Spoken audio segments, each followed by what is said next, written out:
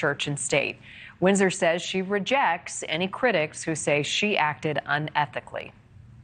So, absolutely legal. The stink on this is you had the right to do it, but was it right to do it? Why was this ethical and righteous in purpose by your estimation, Lauren? Well, I mean, to all the pearl clutchers out there, when you have a Supreme Court that is shrouded in secrecy and doing its best to avoid any ethics accountability, I think that extreme measures are warranted. I don't think the founders ever intended for public, servants to just be rogue. Do you believe that any of the things that were said were baited by you and not what the Alitos or Justice Roberts believed on their own? Well, so, I have a lot of criticism against me about Justice Alito's responses, but there's a reason that I juxtapose the conversation that I had with him in 2023 versus the conversation that I had with him in 2024. And additionally, with the response of Chief Justice Roberts, Justice Alito could have responded in either of those ways. In 2023, he said, I don't know if there's a solution to repairing the polarization. I don't know. I don't know if we have a role. And then Chief Justice Roberts was more emphatic in similar questions. Do you want me deciding morality? Are we really polarized? This is, it's, relatively speaking, fairly tumultuous in a lot of different instances. And it's not our job to do that. It's our job to decide the cases.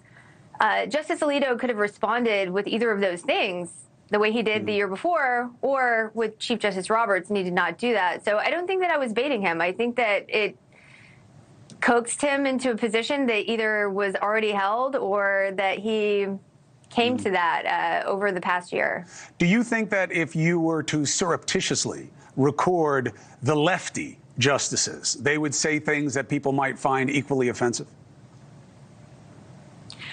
I think it's easy for anybody to find anything offensive, so sure, yeah. But I don't think it's a matter of degree. And I just don't think that any of the liberal justices would say something that would betray a sense of, we can't be impartial to the cases that are before this court. And when you talk about impartiality, it really is a bedrock principle of our country, of the judiciary. And if you are saying, let me backtrack for a moment.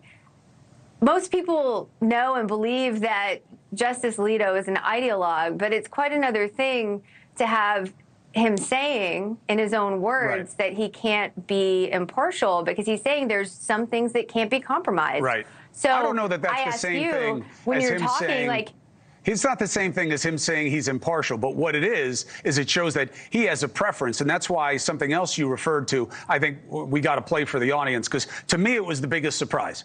Maybe I'm a cynic. But what Justice Roberts said to you in a session where he had every reason to just say what he wanted to say, and he was or was not aware of what Alito had been saying to you.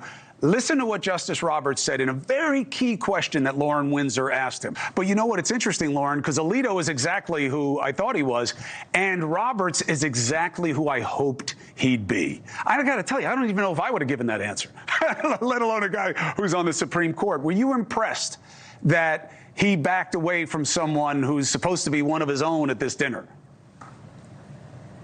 I wasn't really impressed. I mean, I was happy that he didn't take the bait, of course, but, his actions really, or I should say his words belie his actions, because he's still enabling the ideologues on the court by not reining in the, very sort of brazen, very ideological behavior of Justices Alito and Thomas and others.